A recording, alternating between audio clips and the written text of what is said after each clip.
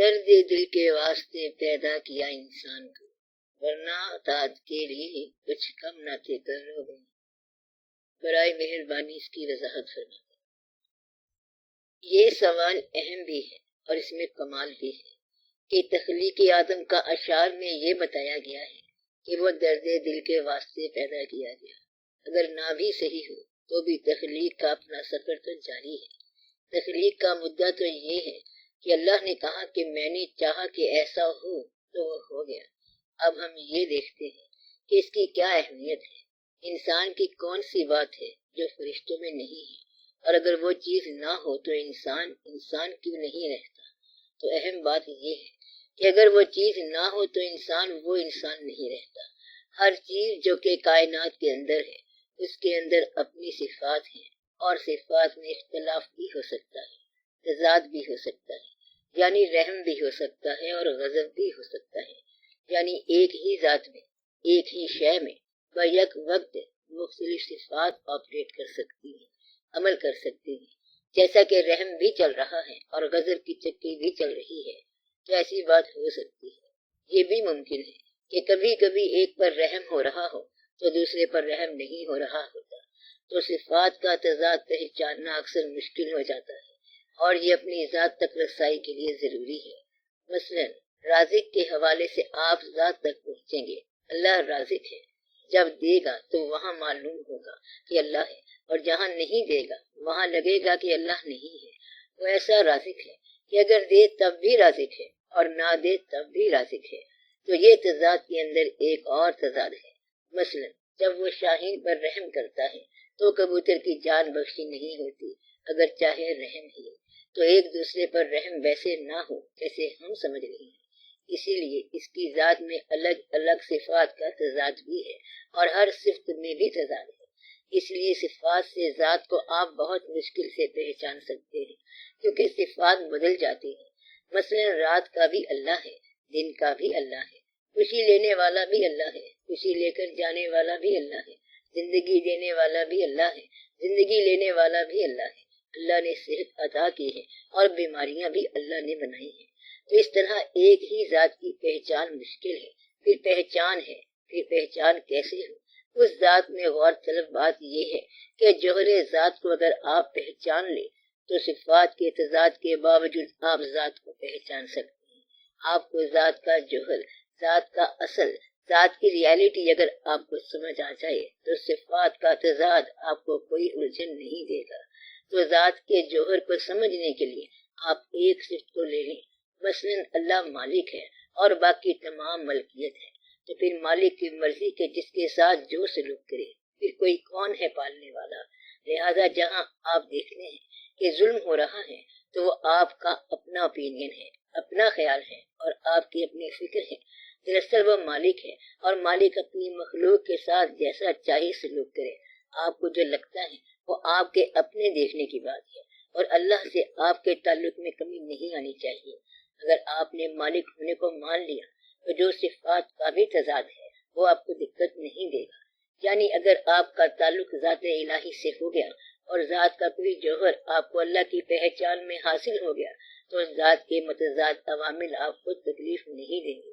پھر اگر اللہ ستم کرے تب بھی تعلق قائم ہے، کرم کرے تب بھی تعلق قائم ہے، نظر انداز کرے تب بھی تعلق قائم ہے، خاموش کر دے تب بھی تعلق قائم ہے، اور گویائی عطا کر دے تب بھی تعلق قائم ہے۔ اب آپ کو دقت نہیں ہونی چاہیے، کیونکہ آپ نے مانا ہے کہ اس کی ذات کے ساتھ تعلق ہر حال میں قائم رہنا چاہیے۔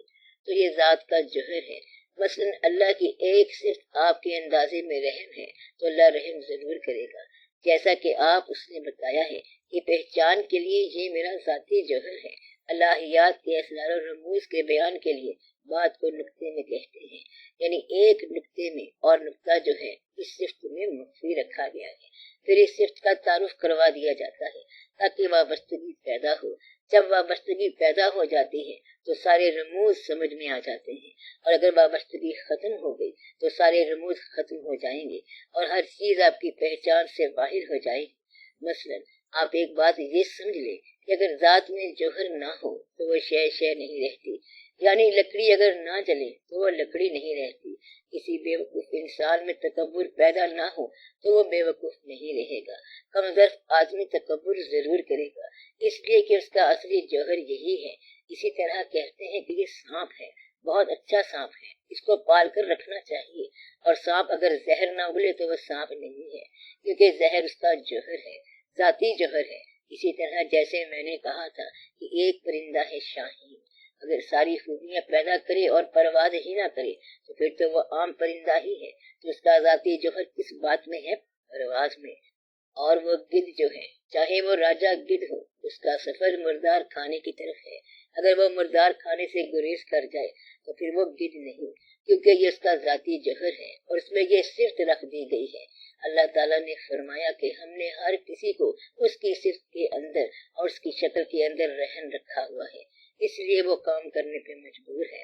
تو کمینہ آدمی مجبور ہے کمینگی کرنے پہ، یہ اس کا کام ہے، اور وہ مجبور ہو چکا ہے چھوٹی بات کرنے پہ، اس لیے بڑا آدمی چھوٹی بات نہ کرے۔ کسی بات پر ناراض ہونے والا اصل میں اسے پہچان نہیں رہا، اور کہتے ہیں کہ ہم نے اسے دوست سمجھا تھا مگر وہ دشمن نکلا۔ اسے اس پر گلہ ہے مگر اپنی سمجھ پر گلہ نہیں کر رہا۔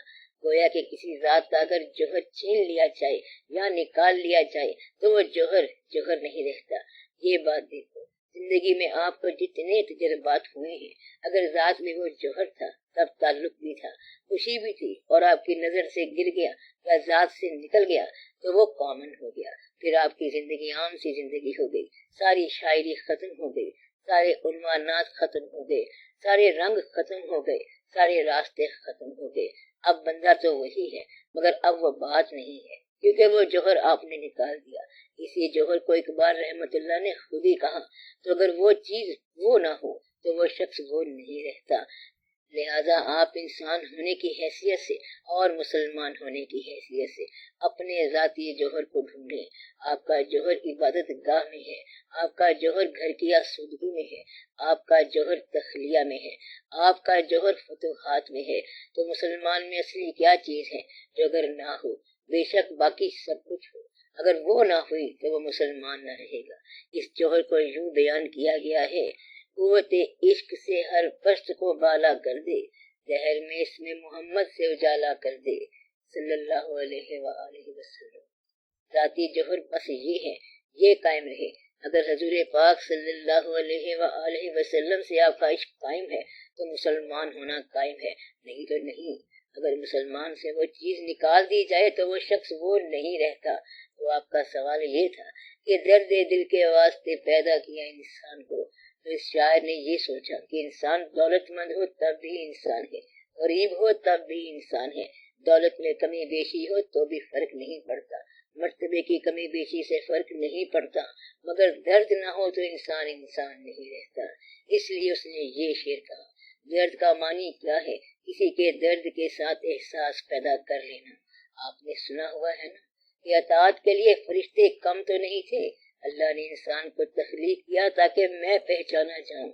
اللہ تعالیٰ اگر فرماتے کہ میں مانا جاؤں یہ تو بات ہی اور تھی، مگر اللہ کی پہچان کی اسکیم ناکام تو ہو نہیں سکتی، وہ اللہ ہے، لہذا اس کی پہچان میں ماننے والا اور نہ ماننے والا شامل ہے، انکار کرنے والا اور انکار نہ کرنے والا سب اس کی پہچان کا حصہ ہے۔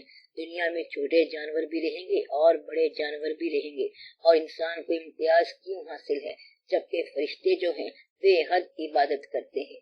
انسان کیوں ممتاز ہے؟ کیونکہ اس کے اندر درد کا امکان ہے۔ پھر یہ وضاحت کریں کہ درد کیا ہوتا ہے۔ اس کے معنی یہ ہے کہ ایسا دل جو بہت ہی وابستہ ہو، احساس رکھتا ہو، کائنات کے مالک کے ساتھ تعلق رکھا جائے اور دل سے اس کی عبادت کی جائے تو پھر وہ انسان بنتا ہے، ورنہ نہیں بنتا۔ یہ آپ کی آبزرویشن ہے کہ آج کل یہ نہیں ہے، واقعی ٹھیک کہہ رہے ہیں۔ آج کل کی ٹریجڈی یہی ٹریجڈی ہے کہ ٹریجڈی نہیں ہے۔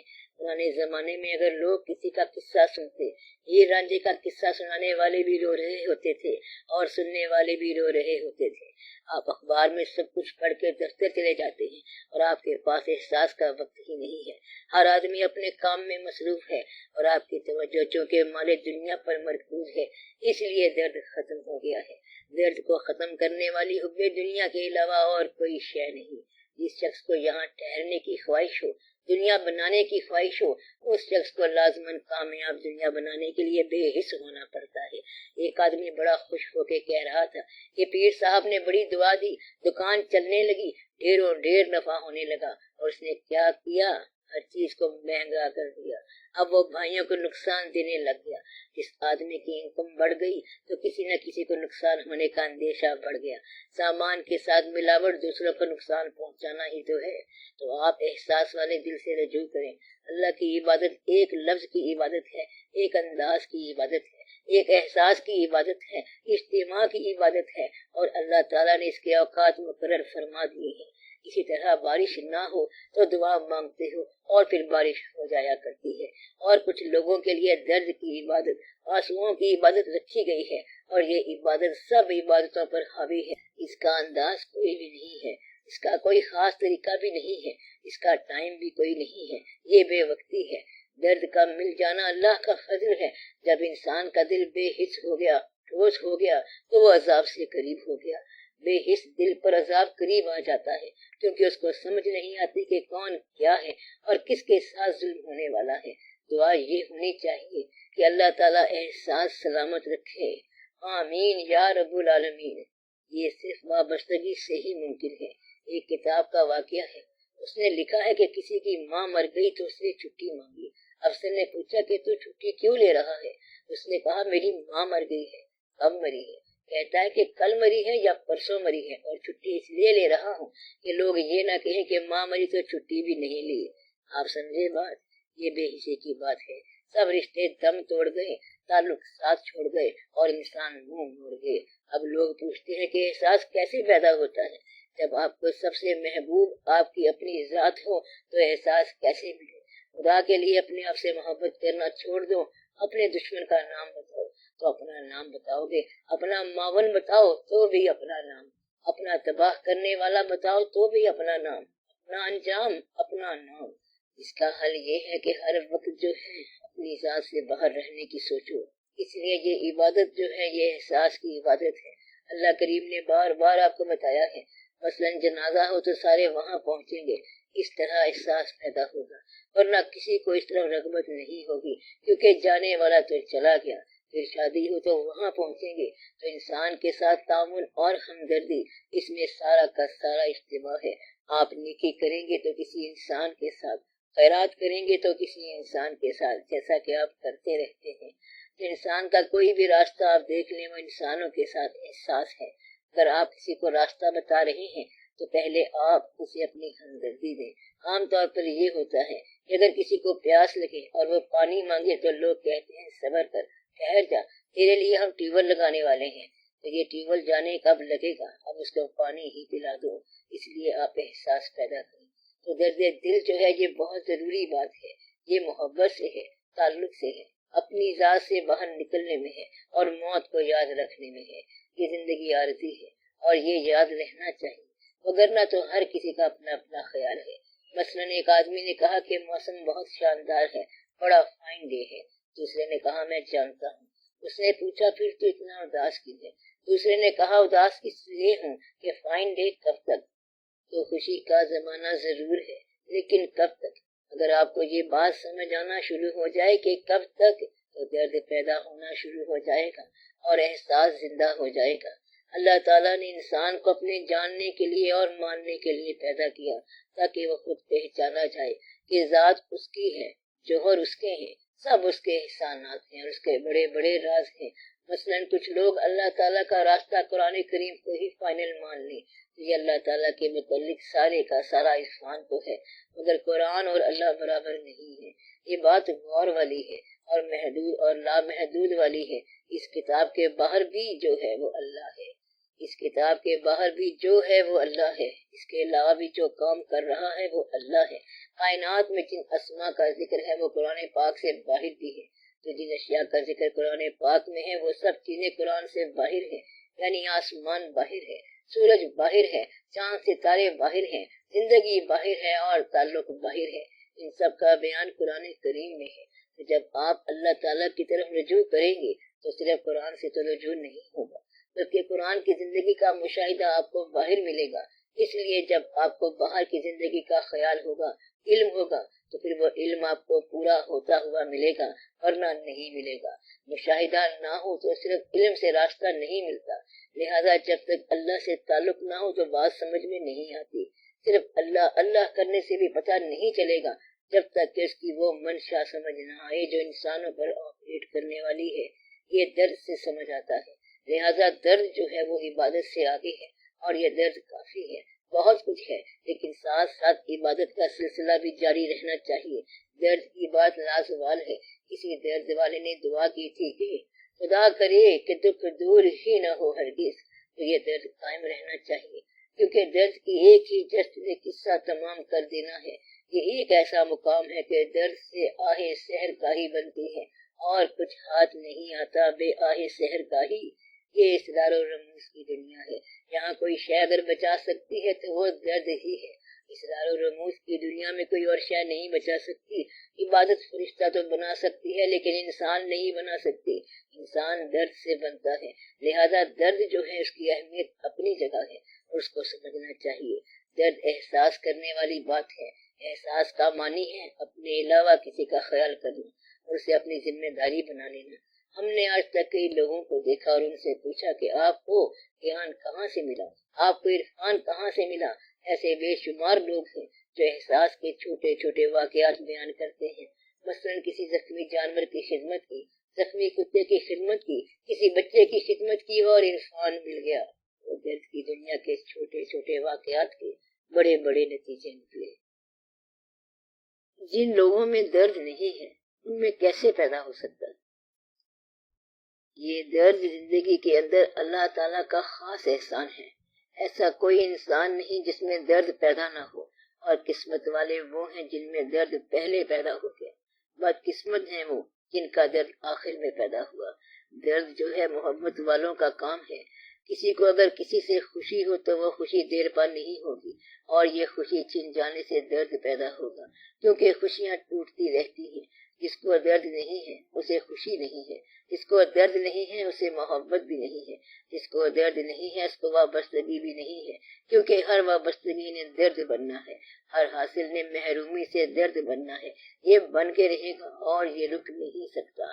اس لیے زندگی کے اندر جن لوگوں میں درد نہیں ہے اللہ تعالیٰ انہیں درد عطا فرمائے اور تکلیف نہ عطا فرمائے۔ درد خوبصورت چیز ہے، یہ عطا ہے۔ اللہ تعالیٰ نے فرمایا ہے میرے بندے وہ ہیں، یعنی وہ کم ہنستے ہیں اور روتے زیادہ ہیں۔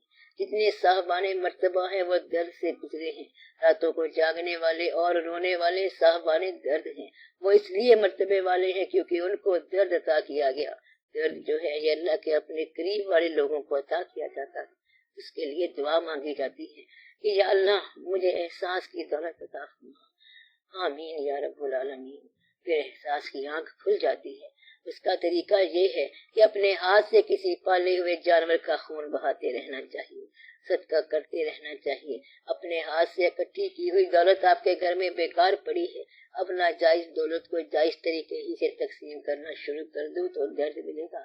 پھر آپ کے اندر ایک احساس پیدا ہو جائے گا، کسی کو اپنے آپ پر فوقیت دینا شروع کر دو، بھائی کو اس کا حصہ دینا شروع کر دو، اپنا بھی دینا شروع کر دو، تو احساس پیدا ہو جائے گا اور درد کی دولت سے آشنائی شروع ہو جائے گی۔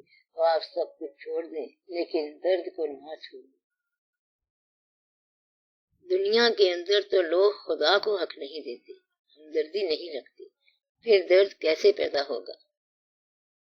اگر کوئی صاحب گلا ہو اور وہ گانا شروع کر دے تو سب لوگ خوشگوار ہو جاتے ہیں، سب پہ اثر اور تاثیر ہوتی ہے۔ اگر کوئی فنکار کسی فن کا مظاہرہ کرے تو اثر شروع ہو جاتا ہے۔ اگر ایک درد روکے بیان ہو جائے تو سب کے اندر تاثیر شروع ہو جاتی ہے۔ اب یہ جو آپ کا گلہ ہے کہ ہمارے ہاں درد نہیں ہے، اس کا طریقہ یہ ہے کہ آپ دنیا کو بے درد دیکھنا چھوڑ دیں، لوگوں کو ان کے حال پر چھوڑ دیں۔ آپ نے ذاتی طور پر جو غم حاصل کیے ہیں ان کو یاد کرنے کا وقت بھی نہ نکالیں، یعنی کہ یہ سمجھیں کہ جو غم حاصل ہوا وہ متاع بے بہا تھا، مگر وہ بھی سیلیبریٹ کرنے کا، یاد کرنے کا وقت نہیں رہا۔ اس لیے اس قسم کی مصروفیات سے ہٹ کر آپ اپنے آپ کو آواز دینے کا سوچا کریں، گزرے ہوئے لمحات کو آواز دیں، آنے والے وقت کو دیکھا کریں۔ آپ کبھی کبھی بزرگوں کے مزار پر جایا کریں تو وہاں پر آپ کو اپنا مزار نظر آنا شروع ہو جائے گا، اور پھر وہاں آپ کو آواز آنی شروع ہو جائے گی۔ پھر وہ مقام آئے گا کہ یہ سانس بھی آہستہ کے نازک ہے بہت کام۔ تو ایسے مزاروں پر جانا چاہیے جہاں جا کر پتہ چل جائے کہ زندگی دراصل کیا ہے۔ درد جو ہے وہ درد بانٹنے والوں کے پاس ملتا ہے، درد جو ہے وہ دنیا کی محبت سے نجات میں ملتا ہے، درد بیماری میں ملتا ہے۔ یہ ساری احساسات کی کہانیاں ہیں۔ جس شخص کو اولاد سے محبت ہو وہ درد سے بچ نہیں سکتا۔ خاص طور پر خواتین کے اندر دیکھو کہ بیٹی ہے، بچی ہے اور گھر میں پل رہی ہے، سمجھو کہ ایک درد چل رہا ہے۔ بڑے ہوتے ہی درد کی اور کہانی شروع ہو جائے گی۔ یہ پورے کا پورا درد گھر ہے۔ یہ زندگی جو ہے بابل کا گھر ہے، کیونکہ جانا کہیں اور ہے، وہ دنیا اور ہے۔ وہاں جانا ہوگا بھیس بدل کے، جہاں ہم کب تک کے لیے آئے ہیں اور کب تک رہیں گے، یہ سوچ کر درد ہونا چاہیے۔ دعا کریں کہ آپ پر زندگی کی حقیقت آشکار ہو جائے۔ زندگی درد سے بھری ہوئی ہے۔ دعا کرو کہ خود بخود اس سے محبت شروع ہو جائے۔ مثلاً ایک چیز ہے شیشے کا گلاس، اگر اس سے محبت ہو جائے تو آج یا کل سے ٹوٹنا ہے۔ تو اس طرح درد پلتے ہیں، اور یہ ساری درد کی کہانیاں ہیں۔ یہ جتنی خوبصورت چیزیں ہیں یہ ساری درد کی کہانیاں ہیں، مگر آپ اس سے وابستہ نہیں ہوتے، بلکہ آپ اپنے آپ سے وابستہ ہیں اور اپنے آپ کو حصار میں رکھا ہوا ہے۔ اگر آپ کسی سے محبت کریں تو درد مل جائے گا، اولاد سے محبت کریں تو درد مل جائے گا، اولاد کو تھوڑی سی تکلیف ہو جائے تو درد مل جاتا ہے، کسی دوست سے، کسی آنے والے سے محبت کریں تو درد مل جاتا ہے، جانے والا درد دے جاتا ہے۔ لہذا آپ کسی کی یاد سے محبت کریں اور کسی کا فکر پیدا کریں۔ آپ کچھ تو کریں۔ پیسے گن کر سونے والا کبھی درد نہیں پا سکتا، یہ فیصلہ ہے۔ ایک نہ مانے بانیاں پیسے گن گن سوئے، ایک نہ مانے بانیاں پیسے گن گن سوئے، اس کے لیے درد نہیں ہے، اور باقی کائنات کے ہر ذی شعور کے لیے درد ہے۔ مال متاع جمع کرنے والے پر اللہ تعالیٰ کی سختی ہے، اس کو اللہ تعالیٰ نے مال متاع میں گرفتار کر دیا ہے کہ اب پیسے گنتے جاؤ، دوسروں کے پیسے گنتے جاؤ، پھر چھوڑ کر چلے جاؤ گے، اور پھر آنے والے اس پیسے کو 1 منٹ میں ختم کر دیں گے۔ پیسہ تو خرچ کرنے کے لیے ہے، کیونکہ پھر چلے جانا ہے۔ اس پیسے کی محبت درد پیدا نہیں کرتی، باقی ہر محبت آپ میں درد پیدا کرتی ہے۔ اگر جاگنا شروع کر دو، تخلیہ میں چلے جاؤ تو درد مل جائے گا۔ غور کریں کہ اگر ایک آدمی جس کو زندگی کی ہر چیز راس آ رہی ہے مگر درد پیدا نہیں ہو رہا تو اس نے کیا حاصل کیا؟ ہر آدمی درد سے ضرور آشنا ہوتا ہے۔ اگر باپ نہیں فوت ہوا تو دادا تو فوت ہوا ہوگا، تو پھر اس کو درد کیوں کر نہیں ہوا ہوگا؟ کسی کے ساتھ کوئی نہ کوئی حادثہ تو ضرور ہوا ہوگا، اپنے نہ صحیح تو دوست کے گھر، پڑوسی کے گھر ہی صحیح، مگر آپ کی یادداشت کمزور ہو گئی اور درد کم ہو گیا۔ شکر کرو کہ پرانا واقعہ یاد نہیں رہا، ورنہ تو یہ ہوتا کہ ایک بار آپ جہاں سے گزرے پھر ہمیشہ وہاں سے گزرتے رہتے۔ درد اگر آپ کے دل سے ایک دفعہ گزر جائے تو ہمیشہ نشان رہتا ہے۔ زندگی میں اگر ایک واقعہ گزر جائے تو احساس والا دل ہمیشہ اسے زندہ رکھتا ہے، اس بات کو ہمیشہ یاد رکھتا ہے، اور پرانا درد شروع ہو جاتا ہے۔ اس طرح وہ دنیا کے اندر کہانی بن جاتا ہے، درد مقبول ہو جاتا ہے۔ شکر کرو کہ یادداشت کم ہو گئی اور دنیا نے آپ کو کسی اور واقعے میں لگا دیا، کسی اور کام میں لگ گئے اور آپ کو وقت نہیں ملا۔ اگر آپ اپنی پرانی ڈائریاں دیکھیں، پرانے اسکولوں میں جایا کریں، بزرگوں کے پاس جایا کریں اور سلام کیا کریں تو یہ درد ہی درد ہے۔ درد ساری زندگی میں بھرا پڑا ہے۔ کہتے ہیں کہ جو آنکھ روئی نہ ہو اس کو آنکھ کہنا بھی نہیں چاہیے، اس لیے درد کا ہونا ضروری ہے۔ ایک خاص راز یہ ہے کہ عبادت کا متبادل ہے ہی کوئی نہیں، اور اگر کوئی چیز عبادت کے متبادل ہے تو سوائے آنسوؤں کے اور کوئی چیز نہیں۔ تو آنسو ایسی چیز ہے جو عبادت کے متبادل ہو سکتی ہے، اس لیے دعا مانگنی چاہیے کہ یہ آب رواں مل جائے، کیونکہ یہ زندہ دل کی نشانی ہے، اور بے حسی کی نشانی یہ ہے کہ آنکھ پتھرا جائے، کیونکہ ایسا دل بے حس ہو جاتا ہے، پتھر ہو جاتا ہے۔ اور اگر احساس والا دل ہو تو کہتے ہیں آنکھ میں نمی آ جاتی ہے۔ بعض اوقات جدائی میں درد ہوتا ہے، بعض اوقات قرب میں۔ جو جو آپ قریب ہوتے جاتے ہیں تو وہ قریب آتا ہے اور رکت طاری ہونی شروع ہو جاتی ہے۔ جو جو کوئی دور جاتا ہے تو جدائی کا درد شروع ہو جاتا ہے، بس اس کے درمیان ساری کہانی ہے۔ تو آپ کو زندگی میں دو قسم کے آنسو آئیں گے، ایک یہ کہ اتنا قریب ہو گیا کہ آنسو شروع ہو گئے، ایک اتنا دور ہو گیا کہ بس آنسو ہی آنسو تھے۔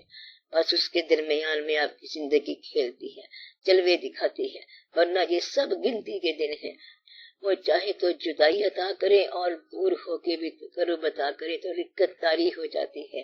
چشم پرنم اسی کو کہتے ہیں، چشم بینا یہی ہوتی ہے، اس پر راز آشکار ہوتے ہیں، رموز آشکار ہوتے ہیں۔ اس طرح درد پیدا ہوتا ہے اور اہل درد کے لیے دنیا کوئی مسئلہ نہیں رہتی، چاہے وہ جو کچھ کرے۔ اللہ ہو تو ہی تو، اللہ ہو تو ہی تو۔ چشم پرنم کا آپ نے فرمایا ہے تو رونے والوں کے پاس تو کوئی بیٹھتا نہیں۔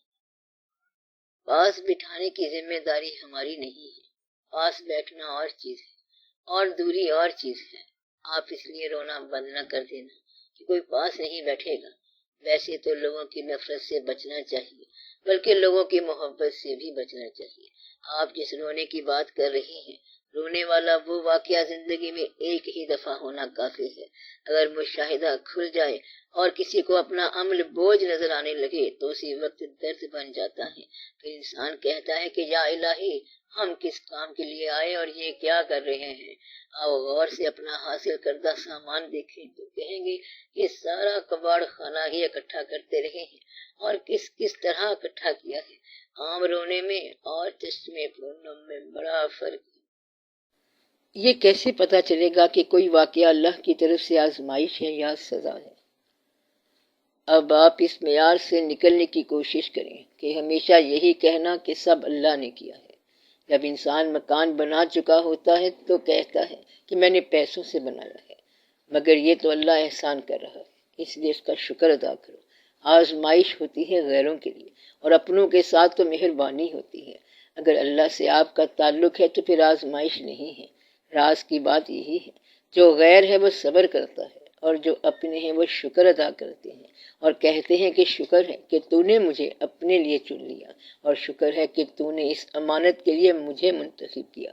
اگر آپ کو شہادت کربلا کا واقعہ سمجھ آ جائے تو پھر آپ کہیں گے کہ شکر ہے ایسا واقعہ ہو گیا، جس کو اتنی بڑی دولت مل گئی، اس کے لیے ہی تو شکر ہے۔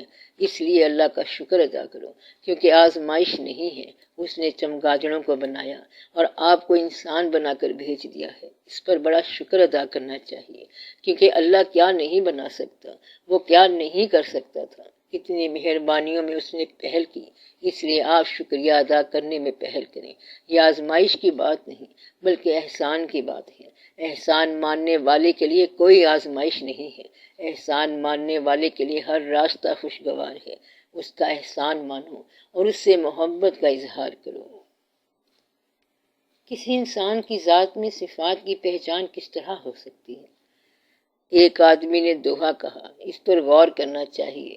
پتھر پوجے، پاتری پوجے، پوجے بڑے پہاڑ، گھر کی چاکی کو نہ پوجے، جس کا پیسا کھائے سنسار۔ تو انسان پہاڑوں کو پوجتا ہے، پتھروں کو پوجتا ہے، بتوں کو سجدہ کرتا ہے، مگر اس کو نہیں پوجتا جو اسے کھلاتا ہے، یعنی گھر کی چاکی کو اور اپنے آپ کو۔ اسے سب میں نقص نظر آ رہا ہے، دوسرے تیسرے سب میں نقص نظر آتے ہیں۔ اس کا جوہر خراب ہو چکا ہے اور اصلی نہیں رہا ہے۔ اس لیے وہ اپنے آپ کو دیکھنے سے پہل کرے، کیونکہ جس نے اپنے آپ کو پہچان لیا خدا کو پہچان لیا، یعنی کہ عرفان جو ہے وہ اپنی ذات سے ملتا ہے۔ اگر ایک آدمی کہتا ہے کہ میں اپنے آپ کو نہیں پہچان سکا تو میں یہ نہیں مانتا۔ آپ اپنے آپ کو تھوڑا ٹائم دیں، اپنی رعنائیوں میں تھوڑی جلوہ گری دیکھیں، یہ دیکھیں کہ حاصل کیا ہے، محرومی کیا ہے اور اندیشہ کیا ہے۔ جب انسان اپنے حاصل پر مطمئن ہو تو اسے محرومی کا ڈر کیوں ہے؟ حاصل پر مطمئن ہو کر اپنی پہچان شروع کرو تو صفات سے تعارف ہونا شروع ہو جائے گا۔ مگر انسان اپنے آپ کو فریب دیتا رہتا ہے۔ وہ کیوں دیتا ہے؟ نہ دے۔ ایک آدمی جو خودکشی کرتا ہے وہ خودکشی نہ کرے۔ اس لیے اگر فریب دیتا ہے تو فریب ہرگز نہ دے۔ دنیا بہت تنگ کرتی ہے، لوگ برداشت کرتے ہیں، اس دنیا کے اندر خودکشی والے چند واقعات ہوتے ہیں، باقی ہزارہ لوگ غم برداشت کر رہے ہیں، وہ صبر کرتے ہیں۔ جب قوت برداشت جواب دے جاتی ہے تو پھر ایسا کرتے ہیں، جب صبر نہیں ہوتا پھر آدمی کیا کرے؟ جب صبر نہیں ہوتا تو کیا آدمی خودکشی کا راستہ اختیار کرے؟ کیا کسی پر پہلے اتنا غم پڑا جتنا آپ پر پڑا ہے؟ ضرور پڑا ہوگا۔ کیا کسی انسان نے اپنے آپ کو رضائے الہی سے گزارا ہوگا؟ کیا آپ اپنے آپ کو کچھ زیادہ کمزور تو محسوس نہیں کر رہے، یا اپنے آپ کو زیادہ بلند تو نہیں سمجھ رہے؟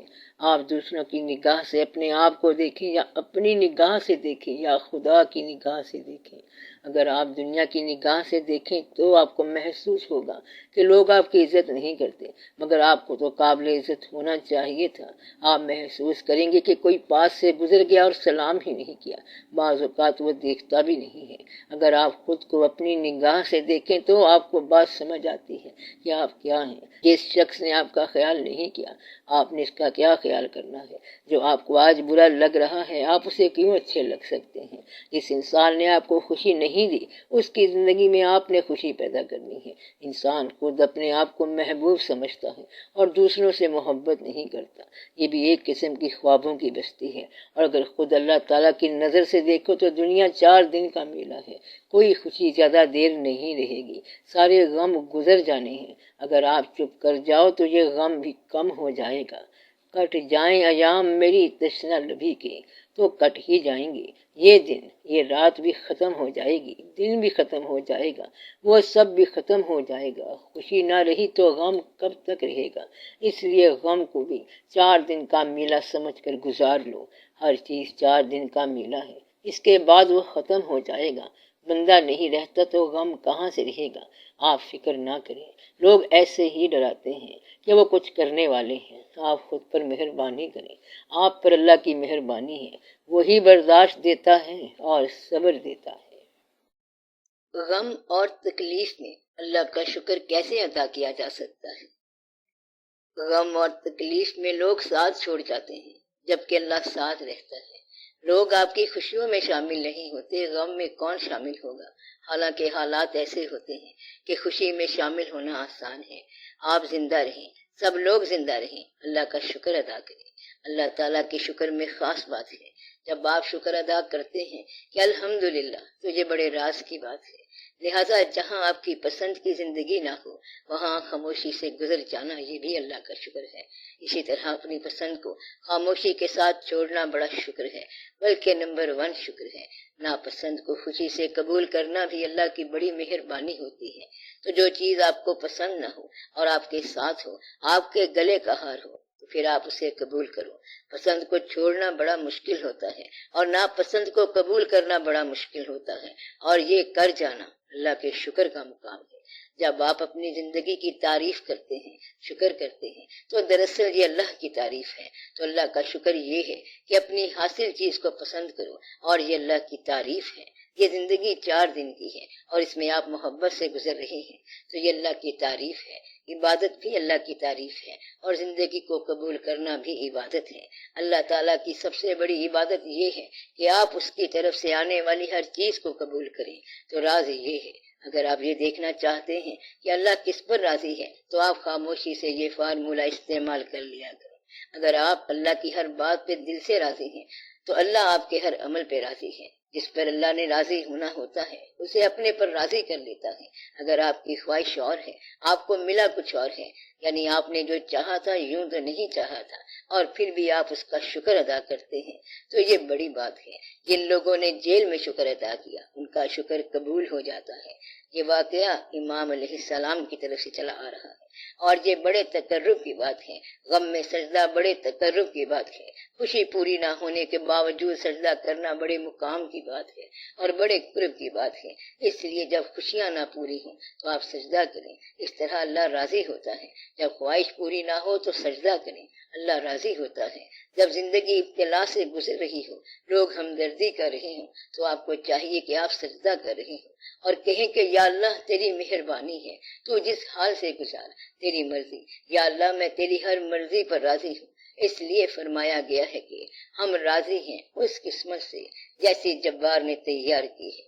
تو وہ جو بھی عطا کرے آپ راضی رہیں۔ اس رضا پر اللہ خوش ہوتا ہے کہ آپ اس کے ہر فیصلے پر خوش ہو جائیں۔ آپ درمیان میں اپنا فیصلہ نافذ نہ کریں بلکہ اللہ کے فیصلے پر راضی رہیں۔ کیا ہم صفات کے حوالے سے ذات کو پہچان سکتے ہیں؟ صفات کے حوالے سے آپ اللہ کو نہیں پہچان سکتے، اگرچہ صفت کو آپ پہچان سکتے ہیں۔ صفات کی تفسیر بھی بڑی لمبی ہے۔ صفات کے اندر جو تضادات ہیں اس میں آپ دیکھیں گے کہ لامحدود کی ہر صفت لامحدود ہے۔ آپ صفات سے ذات تک بڑی مشکل سے پہنچیں گے۔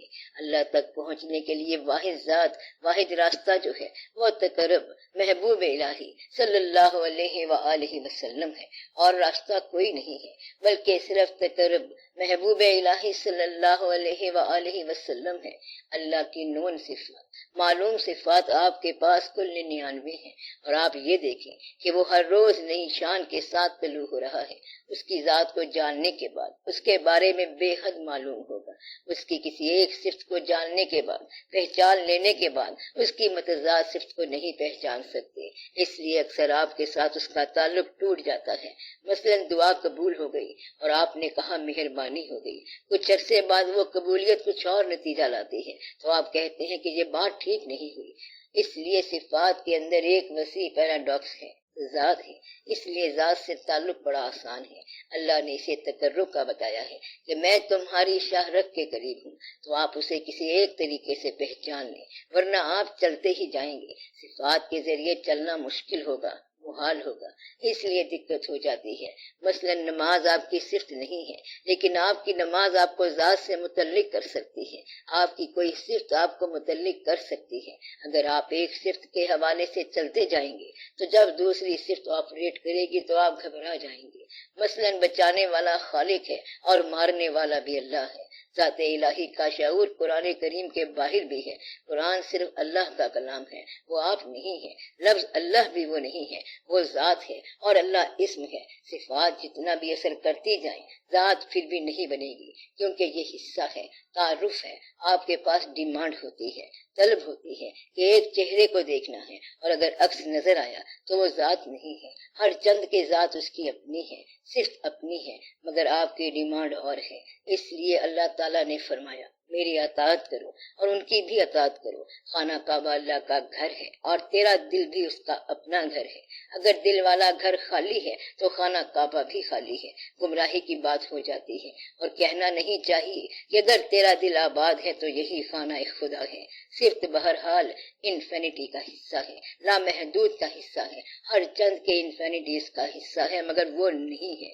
اللہ رازق ہے اور یہ اس کی صفت ہے۔ اگر کوئی اللہ کو رازق سمجھ کر پیسے کی بات کرتا ہے اور اس لیے سجدہ کرتا ہے تو یہ شرک ہے اور وہ شخص گمراہ ہو گیا۔ یہ ایک اتنی بڑی بات ہے کہ اگر آپ کو سمجھ آ جائے تو سفر آسان ہو جاتا ہے اور آپ کنفیوژن سے نکل جاتے ہیں۔ اللہ کی یہ صفات بھی ہیں کہ وہ رؤوف ہے اور رحیم ہے، اور اللہ نے قرآن میں اپنے محبوب کو بھی رؤوف اور رحیم کہا ہے۔ رازق اللہ ہے اور رازق انسان بھی ہے، قہار اللہ اور قہار انسان بھی ہے، رحمان اللہ اور رحمان انسان بھی ہے، رحیم اللہ اور رحیم انسان بھی ہے۔ تو صفات ساتھ ساتھ چلی جاتی ہیں۔ تو اللہ تعالیٰ نے اپنے محبوب کو بھی کہا رؤوف اور رحیم، لیکن اللہ واحد ہے، نہ اس کا جمع نہ واحد۔ اللہ معبود ہے، رازق معبود نہیں ہے۔ معبود صرف اللہ ہے، ذات میں کوئی شریک نہیں ہے۔ اس کائنات میں جتنی بھی صفات ہیں وہ معبود نہیں ہیں۔ یہی ایک راستہ جس کو آپ نے پہچاننا تھا۔ آپ صفات کو سجدہ نہیں کرتے بلکہ ذات کو سجدہ کرتے ہیں۔ آپ کسی خانقاہ پر جاتے ہیں جہاں اللہ کی مہربانی ہے تو کیا مانگتے ہیں؟ اولاد اور پیسہ۔ سجدہ صرف اللہ کا کرنا ہے، وہ نور علی نور ہے، یہ ہے اس کا راز۔ ضرورت کے سارے سجدے غیر ہیں۔ آپ نے کتنی ہی عبادتیں کی اور ان سے اللہ کو نکال دیا۔ آپ نے اگر صفات سے اللہ تعالیٰ کو مانا ہے تو مریض جب اللہ کی عبادت کرتا ہے تو وہ شفا مانگ رہا ہوتا ہے، غریب آدمی اللہ کی عبادت کر رہا ہوتا ہے تو وہ رزق مانگ رہا ہوتا ہے، اگر کسی کا دوست ناراض ہو گیا، جدا ہو گیا تو دوست کو قریب لانے کے لیے آپ اللہ کی پاور کو ایووک کرتے ہیں۔ مانگنا تو ٹھیک ہے، مگر عبادت اللہ کی کرنی ہے، شفا کی نہیں کرنی۔ اگر وہ قیامت تک شفا نہ دے پھر بھی عبادت کرتے رہنا چاہیے، اور بیمار ہونے کے باوجود آپ کی اطاعت میں فرق نہ آئے، غریب ہونے کے باوجود آپ کی اطاعت میں فرق نہ آئے۔ اللہ ہر حال میں اللہ ہے۔ مثلاً وہ ابھی رحمان ہو کر گزرا اور ابھی قہار ہو کر جلوہ دکھا گیا۔ آپ کا سجدہ ہر حال میں قائم ہونا چاہیے۔ مسائل حل کرانے والے شرک میں مبتلا ہو جاتے ہیں، اس لیے بہتر یہ ہے کہ خواہش پوری نہ ہو تو گلہ تو نہ ہو، بس آپ اپنی عبادتوں کا جائزہ لیتے رہا کریں کہ یہ عبادت صرف اللہ کے لیے ہے۔ اللہ جو ہے وہ اللہ ہے، بہرحال آپ اللہ کی عبادت کریں، صفات کی نہیں۔ اللہ کی صفات کو ہم سب مانتے ضرور ہیں، صفات کی اتنی عزت کریں جتنی اللہ کی۔ اطاعت کس کی ہوگی، سجدہ کس کا ہوگا؟ اب آپ کو ایک اور بات بتائی جائے، صفات کو ساری کائنات اور غیر مسلم بھی مانتے ہیں، ذات کو نہیں مانتے۔ آپ نے ذات کو ماننا ہے۔ خالق اپنی مخلوق میں جلوہ گری کرتا رہتا ہے، رازق کے حوالے سے پوری کائنات چل رہی ہے، موت کے حوالے سے سب مانتے ہیں، موت کو سب مانتے ہیں، زندگی کو مانتے ہیں، لیکن اللہ عین اللہ آپ نے ماننا ہے۔ اگر وہ دے تو اللہ، نہ دے تو اللہ، ہر حال میں آپ نے ماننا ہے۔ آپ اور سوال کرو، میں منع نہیں کر رہا۔ اللہ تعالیٰ آپ کو سوالوں کے بغیر بھی دیتا جائے، اللہ تعالیٰ جو چاہے کرتا جائے، جو ہوتا ہے ہونے دو، مانگو، ملے نہ ملے تب بھی آپ عبادت کرتے جاؤ۔ دیتا ہے کبھی اور کبھی نہیں دیتا، مگر اس اللہ کی عبادت کرتے جاؤ۔ وہ اللہ جو دیتا ہے کبھی وہی اللہ ہے جو نہیں دیتا۔ اکثر لوگ اس اللہ کی عبادت کرتے ہیں جو رزق دیتا ہے۔ آپ ذات کو پہچانیں اور اس کی عبادت کریں۔ کیا درد کی حالت میں ایسا ہو سکتا ہے کہ ہر طرف وہ دکھائی دے؟ ایسے میں درد والا کیا کرے اور ہمارے لیے کوئی واضح راستہ بتائے۔ اس سے آگے اس کی تشریح نہیں ہو سکتی۔ آگے سرحد شروع ہوتی ہے وحدت الوجود کی، وہ بیان کرنے والی بات نہیں ہے۔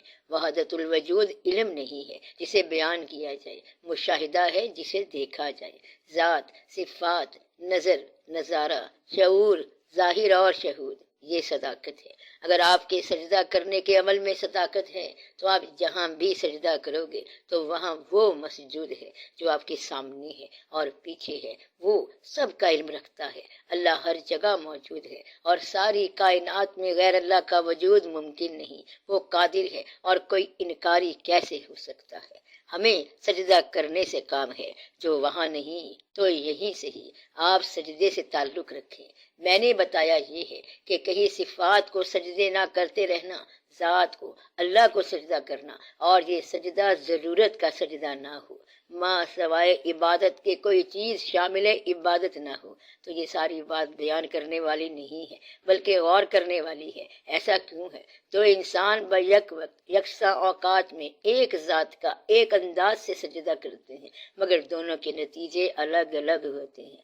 ذات ایک ہے، سجدہ ایک ہے، وقت بھی ایک ہے، دونوں کا علم ایک ہے، الفاظ بھی ایک ہے، مگر دونوں کی عبادت کے اندر نتیجہ مختلف ہے۔ تو لازماً بات ہے کہ اس عمل کے علاوہ بھی کوئی بات شامل ہے۔ وہ دونوں جو ظاہری عبادت کر رہے ہیں، اس میں عبادت کے علاوہ بھی کوئی چیز شامل ہے۔ اللہ نے کہا ہے کہ ان کی عبادتیں لوٹا دی جائیں گی۔ اللہ یہ کبھی نہ کہتا، اسے کیا ضرورت ہے کہنے کی؟ عبادت کو نامنظور کرنے کی کیا ضرورت ہے؟ ایک تو ویسے ہی آپ کے پاس عبادت کرنے کا وقت نہیں ہے، اور کبھی عبادت کر لیتے ہیں تو نامنظوری کا اندیشہ ہو جاتا ہے۔ فرشتے بھی عبادت کرتے ہیں۔ ایک مرتبہ کچھ فرشتے آپس میں اس اندیشے میں بیٹھے تھے کہ عبادت کا وہ حشر نہ ہو جو شیطان کی عبادت کا ہوا تھا، کیونکہ اس کی کروڑ سال کی عبادت ایک سجدے کی وجہ سے رائے گاں ہو گئی۔ سجدے سے انکار سے پہلے شیطان بڑا عبادت گزار تھا۔ آج بھی جو لوگ مانتے گئے اور ایک کہنا نہ مانا تو وہ ابلیس بن گئے، اور آج کل آپ کتنے احکام نہیں مانتے۔ بس یہ اس کی مہربانی ہے کہ وہ واقعہ ریپیٹ نہیں ہو رہا، سزا نہیں مل رہی، ورنہ عبادت کا وہ انجام بھی ہو سکتا ہے، یعنی جو ابلیس کا حشر ہوا۔ اس لیے یہ اللہ کی مہربانی ہے کہ وہ ہمارا ایسا حال نہیں کرتا۔ تو جب آپ یہ کہتے ہیں کہ دو اشخاص کی عبادتوں میں یکساں عبادتوں کے درمیان آخر فرق کیا تھا، تو فرق یہ ہوتا ہے کہ اس میں احساس ہوتا ہے، درد ہوتا ہے، کچھ بھی ہو، یہ کنڈیشن کی بات نہیں ہے، بس یہ مل جائے تو درد ہے، ورنہ یہ بیان نہیں ہو سکتا۔ خوشی بیان نہیں ہو سکتی تو وہاں غم کیسے بیان ہوگا؟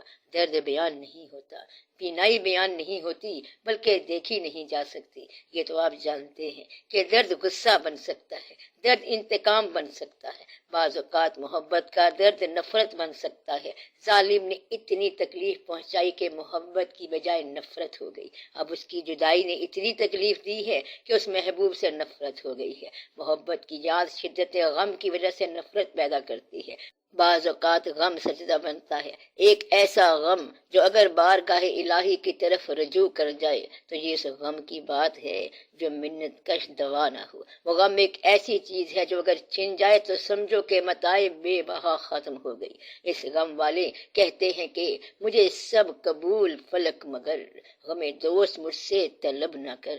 غم والا کہتا ہے کہ یہی میری زندگی کی آس ہے، یہی زندگی کی تلاش ہے، اور زندگی کے اندر جو میرا حاصل ہے یہ غم دوست ہے، یہ نہ لینا۔ وہ لوگ خوش قسمت ہیں جن کی ماں سوا کی محبت، غیر اللہ کی محبت، کسی انسان کی محبت ماورا کی محبت میں تبدیل ہو جائے۔ وہ غم جو ہے واحد ذریعہ ہے اللہ تک رسائی کا، اس لیے ماں سوا کی محبت ماورا کی محبت بن جانے کا بڑا امکان ہوتا ہے، اس لیے اس کو قبول کرتے رہتے ہیں، پھر یہ آنن فانن قبول ہو جاتی ہے۔ جس طرح ہیر رانجھا کو ذاتی محبت تھی مگر وارث شاہ رحمت اللہ کے آ جانے سے وہ غیر ذاتی بن گئی۔ اللہ کی طرف جانے والوں کا غم ویسے ہی بیان ہوتا ہے جیسے دنیا والوں کی محبت۔ مثلا امیر خسرو نعت پڑھ رہے ہیں تو فرماتے ہیں، پری پیکر نگارے سرو کدے لالا رخسارے، سراپا آفتے دل بود شب جائے کہ من بودم۔ یہ ساری غزل ہے، اور درد الہی عام طور پر مزید ہو جاتا ہے۔ وہ درد اللہ کی طرف سے ہے اور وہ دنیا سے کچھ حاصل کرنا نہیں چاہتا، اس لیے وہ کہتے ہیں کہ درد اچھا نہ ہو تو یہ اچھی بات ہے۔ تو اس طرح ماں سوا کی محبت ماں ورا کی لگن بن جاتی ہے، اور وہ کہتا ہے کہ یہ اچھا ہوا کہ درد ٹھیک نہیں ہوا۔ درد منت کش دوا نہ ہو، میں نہ اچھا ہوا برا نہ ہوا۔ درد والا تسلیم کو تحقیق کے بغیر مان لیتا ہے۔ کیا زندگی میں کوئی ایسی سٹیج آتی ہے کہ تسلیم کی شکل دیکھیں اور کبھی ہم ایمان کا چہرہ دکھا سکیں؟ اگر آپ نے یہ نہ دیکھا تو آپ کا ایمان نامکمل رہ جائے گا۔ یہ ضروری ہے۔ آج کی دنیا جو آپ کے سامنے ہے، مسلمانوں کی جو دنیا ہے، کیا آپ کے علم میں ہے؟ اور علم کے مشاہدے میں کیا کوئی آدمی ہے؟ تو آج کل اسلام ہے مگر مسلمان نظر نہیں آتا۔ اسلام کے قوانین مکمل ہیں، قوانین کے مطابق آپ کو کوئی آدمی ایسا نظر نہیں آتا جو پریزنٹ کیا جا سکے، پیش کیا جا سکے کہ یہ ہے مسلمان۔ تو جب تک آپ کو زندگی میں کوئی ایسا نظر نہ آئے جس کو آپ کہہ سکیں کہ یہ مسلمان ہے، تو آپ کا ایمان مکمل نہیں ہو سکتا۔ جب تک تاریخ میں یہ نظر آئے گا کہ آئیڈیل مسلمان ہے، یہ صحیح مسلمان ہے، یہ وہ لوگ ہیں جن پر اللہ تعالیٰ کی مہربانیاں ہوئی ہیں، تو گواہی دینے کی حد تک آپ پر مشاہدہ لازم ہے، ورنہ آپ کے ایمان کے اندر دراڑ ہے۔ اس زندگی کے اندر آپ سے ہر روز پوچھا جائے گا کہ کیا آپ نے اس اسلام کے مطابق کوئی مسلمان دیکھا؟ اگر آپ کا جواب نام ہی آتا ہے تو پھر آپ پر گرفت ہے۔ اگر کوئی ایسا انسان آپ کو نہیں ملا تو پھر آپ نے خود کو وہ آدمی سمجھا ہے، اور اگر یہ کہتے ہیں کہ میں بھی وہ نہیں ہوں تو پھر سارا نظام خراب ہو گیا۔ آخر کار آپ اسلام سے باہر ہو جائیں گے۔ پھر لوگ پوچھیں گے کہ یا اللہ کون ہے وہ آدمی جو اسلام کے مطابق کام کر رہا ہے؟ یا تو کسی کو ڈھونڈو یا خود بنو، جتنا بھی اس کے قریب ہو سکے اس کا مشاہدہ کرنا ضروری ہے۔ مشاہدہ دراصل کسی مسلمان کا مشاہدہ ہے، اور اسلام کی زندگی کو مشاہدے میں دیکھنا ہے۔ یہ آپ کے لیے ثواب کا باعث ہے۔ ایسا کوئی انسان موجود ہونا چاہیے جس پر اللہ کا انعام ہو۔ ایک درویش نے بہشتی دروازہ لگایا، اس سے پوچھا گیا یہ واقعہ کیوں ہے اور کیا ہے؟ بہشت تو آخرت کے بعد ہے۔ تو انہوں نے فرمایا جس نے یہاں بہشت نہیں دیکھی اس نے آگے کیا دیکھنی ہے؟ قرآن پاک کی ایک آیت ہے کہ جو یہاں اندھا ہے وہ آخرت میں بھی اندھا ہوگا۔ یہ اس اندھے کی بات نہیں جو بینائی سے محروم ہے، یہ ایمان کے اندھے کی بات ہے۔ جس نے یہاں اپنے ایمان کا چہرہ نہ دیکھا اس نے قیامت کو کیا دیکھنا ہے؟ اسی لیے یہ بڑا سوال ہے اور اس کا بڑا جواب ہے۔ اللہ آپ کو آپ کے ایمان کی شکل کا دیدار کرائے، اور اسے دیکھنا بہت ضروری ہے۔ اس کے لیے کوئی گرامر نہیں، کوئی فارمولہ نہیں۔ اللہ پوچھے گا کہ کیا میری کائنات دیکھی؟ اگر آپ جواب دیں کہ دیکھی اور اسلام پسند آیا تو آپ کے پاس کم از کم دو نام ضرور ہونے چاہیے، ایک آپ خود اور ایک جس کو آپ نے دیکھا ہے۔ آپ مسلمان ہیں، آپ اسلام کو جانتے ہیں، آپ کو یہ راستہ چلنا چاہیے۔ اللہ ضرور یہ راستہ دکھاتا ہے۔ بزرگوں میں سے اگر کوئی خواب میں دیدار کرائے تو اسے کہتے ہیں اویسی سلسلہ۔ اویسی سلسلہ کیا ہوتا ہے؟ خواب میں کسی کا کا گزر ہو، کوئی بزرگ آپ کو دیدار کروائے اور آپ کو نسبت دے دے، داتا صاحب رحمت اللہ سے ہو جائے، خواجہ صاحب رحمت اللہ سے ہو جائے، یا کسی بزرگ سے ہو جائے، یا پھر کوئی حال کا بزرگ ہو، یہ بڑی ضروری بات ہے۔ اگر آپ کو کوئی ایسا پیر بھی مل گیا جو ناکامل ہے، نامکمل ہے، تو اگر وہ نامکمل پیر آپ کو وابستگی دے گیا تو اس کی اس سے بڑی قابلیت کوئی نہیں ہے۔ وابستگی کے بعد کسی مقام پر آپ نے اس کی صداقت فکری یا صداقت غیر فکری کا اظہار کر دیا تو وابستگی کا فائدہ ہی کچھ نہ ہوا۔ آپ کو اس سے تعلقات پر استقامت ہی فائدہ پہنچاتی ہے۔ اپنے تعلقات پر استقامت جس کو نہیں ملتی اسے فائدہ کوئی نہیں ہوتا۔ اللہ تعالیٰ آپ کو ہم سفر کے ساتھ استقامت عطا فرمائے۔ استقامت ہی اس سفر میں کرامت ہے۔ بزرگ کہتے ہیں کہ اگر 4 آدمی مل کر اللہ کی تلاش میں چل پڑے تو ان کو اللہ ضرور ملے گا۔ اگر ان چاروں کو اللہ نہیں ملتا تو جتنی سنگت چلتی ہے اتنا ہی اللہ ہے۔ جس جگہ آپ اللہ کا ذکر کرتے ہیں اس جگہ کا نام ہے اللہ کی جگہ۔ جس جگہ آپ سجدہ کرتے ہیں وہ جگہ ہے مسجود کی جگہ۔ 2 آدمی اگر ہم سفر ہو کر ملیں تو ان دونوں آدمیوں کو آخری مقام تک ہم سفر رہنا چاہیے۔ اپنے ساتھیوں کے ساتھ وابستگی اتنی ضروری ہے کہ اپنے خیال کے اندر استقامت ہو جائے۔ اگر آپ اکیلے جا رہے ہیں تو اکیلے چلتے جائیں، اس میں بھی بڑا خیال ہے، اسے یکتائی خیال کہتے ہیں۔ ایک بزرگ نے اپنے شیخ سے پوچھا کہ توحید کے متعلق فرمائیں۔ انہوں نے کہا کہ بتائیں گے۔ ایک مرتبہ وہ اپنے شیخ کے ہمراہ حج پر جا رہے تھے تو ایسا واقعہ ہوا کہ راستے میں ایک گھڑ سوار آیا اور ان کے شیخ سے بات کی۔ شیخ نے کہا نہیں اور وہ شخص واپس چلا گیا۔ بزرگ نے اپنے شیخ سے پوچھا تو انہوں نے کہا کہ یہ تیرے اس سوال کا جواب آیا تھا جو تو نے توحید کے بارے میں پوچھا تھا۔ پوچھا یہ کون تھے؟ بولے خضر علیہ السلام آئے تھے اور کہتے ہیں کہ اگر آپ کہیں تو میں بھی آپ کے ساتھ حج پر چلوں۔ تو میں نے کہا کہ ہم مل کر نہیں چل سکتے، یہ کیسے ہو سکتا ہے کہ میں اللہ کے خیال کو توڑ کر تمہارے خیال میں لگا دوں؟ یعنی کہ جس خیال میں آپ چلے اسی خیال میں آپ نے سفر کرتے جانا ہے۔ جس سنگت کو لے کر چلے ہیں اس سنگت کو لے کر چلنا ہے۔ جس احترام میں چلے ہو اس احترام میں چلنا ہے۔ پہلے دن جو آپ کی حالت ہے یہ آخری دن تک رہ گئی تو آپ کامیاب رہیں گے۔ جس نے کامیاب نہ ہونا ہو وہ راستے بدلتا رہتا ہے، کبھی چشتی، کبھی قادری، کبھی ادھر کبھی ادھر، کبھی یہ کبھی وہ، اور پھر کہتا ہے کہ ہم بہت سے لوگوں سے ملے مگر فیض نہیں ہوا۔ تیری استقامت کا نام ہے فیض، تو اپنے آپ میں اپنے حال میں استقامت اختیار کرو۔ تیری استقامت کا نام ہے فیض، تو اپنے آپ میں اپنے حال میں استقامت اختیار کرو، یہی فیض ہے۔ اس کے اندر سارے حجاب کھل جاتے ہیں۔ استقامت قائم ہونے کا نام ہے۔ جب آپ کو یہ حالت مل جاتی ہے تو ایمان کی سمجھ آ جاتی ہے۔ تو اگر آپ سے یہ پوچھا جائے کہ آپ کے خیال میں کون آدمی ہے جس کو ہم کہہ سکتے ہیں کہ وہ مسلمان ہے تو آپ کو چاہیے کہ فوراً بتا دیں۔ اس طرح آپ فقیر ہو جائیں گے اور آپ کو فقیروں کا گروہ مل جائے گا۔ اگر آپ دنیا دار ہو جائیں گے تو دنیا داروں کا گروہ مل جائے گا، کافروں کا گروہ مل جائے گا۔ اگر آپ میز پر تاش کے پتے رکھ دیں تو کچھ دیر بعد سارے کھیلنے والے آ جائیں گے۔ اگر آپ گھوڑے دوڑائیں تو ریس لگ جائے گی۔ جیسے انسان آپ ہیں ویسے آپ کو انسان مل جائیں گے۔ اگر آپ فقیر ہیں تو آپ کو فقیر ملیں گے۔ اگر آپ اعلان کر دیں کہ پڑھنے والے بندے مل جائیں تو وہ مل جائیں گے آپ کو۔ یہ آپ کا اپنا اندیشہ ہوتا ہے جو آپ کو تنہا لے کر بیٹھ جاتا ہے۔ اس لیے آپ کو اپنے ایمان کا حسن، آپ کو اپنے ایمان کی شکل ضرور نظر آنی چاہیے۔ یہ نہ ہو کہ آپ یہاں اس دنیا سے اندھے ہو کر گزریں۔ آپ اس ایمان کی شکل کو ضرور دیکھنا، پھر آپ کو کسی انسان ہی کی شکل نظر آئے گی۔ یہی ہے آپ کا عرفان۔ باقی یہ کہ آپ سب لوگوں کو میرے سفر کا پتہ ہے، یہ علم کا پروسیس ہے کہ آپ لوگ مجھ سے ملتے رہتے ہیں، ہم مل کر بیٹھتے ہیں۔ میں آپ کو گیٹ پر کبھی ریسیو کرتا ہوں اور کبھی گیٹ تک چھوڑنے بھی جاتا ہوں۔ جب میں سیٹ پر بیٹھتا ہوں تو یا تو آپ نے بٹھایا ہے یا میں بیٹھا ہوں۔ اس سیٹ پر بیٹھنے کے بعد اس سیٹ کے مالکوں کی طرف سے میں نے آپ کو سکھانا ہے اور آپ عقیدت میں بیٹھ گئے۔ اگر میرے ہاتھ میں قرآن کا علم ہے تو میں آپ کو قرآن کی طرح احترام سکھاؤں گا۔ اگر صداقت کا علم ہے تو میں صادقوں کی طرح آپ کے اندر احترام پیدا کراؤں گا۔ ذاتی تعلق میں آپ سارے میرے لیے محترم ہیں، مگر جب میں یہ بات کرتا ہوں تو پھر خاموشی کے ساتھ سنا جائے تاکہ ڈسٹربنس پیدا نہ ہو۔ آپ کی خاموشی میری گویائی ہے، آپ کا ادب میرا مقام ہے۔ اب دعا کرو اللہ تعالی ہمارے اپنے عمل میں صداقت عطا فرمائے، ہمیں فکر میں صداقت عطا فرمائے۔ اللہ تعالی ہمیں اپنے فضل سے نواز۔ یا رب العالمین دنیا میں اتنی کمی نہ دے کہ ہم تیرے خیال سے غافل ہو جائیں، اتنا کرم نہ کر کے ہم تمہیں بھول جائیں، اور اتنا ستم بھی نہ کر کے ہم تمہیں یاد ہی نہ کر سکیں۔ ہمیں اپنے قریب رکھ اور اپنے قریب والوں کے قریب رکھ، ہمیں آسانی عطا فرما۔ یا رب العالمین صاحبان اولاد کو اولاد کی طرف سے آسانی عطا فرما، پاکستان کو بھی آسانی دے، مشکلات کو آسان کر یا اللہ۔ آمین یا رب العالمین، بھی رحمت کا یا ارحم الراحمین۔